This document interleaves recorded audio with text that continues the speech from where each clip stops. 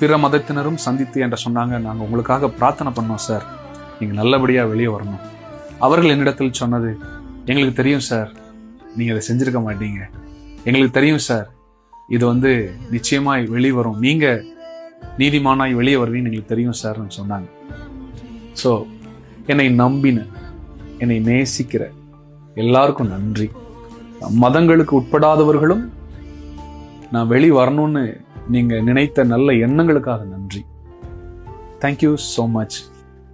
India மட்டுமல்ல, பல நாடுகளில் இருந்து அநேகர் என்னை விசாரித்தீங்க, உங்களுக்கு நன்றி. தமிழ் மாத்திரமல்ல, பிற மொழி பேசுகிறவர்களும் எனக்காக ஜெபித்தீங்க. People from Telangana, Andhra, Karnataka, Kerala and North India and every part of India and all over the world, people who don't even know Tamil, because you are blessed by our ministries and our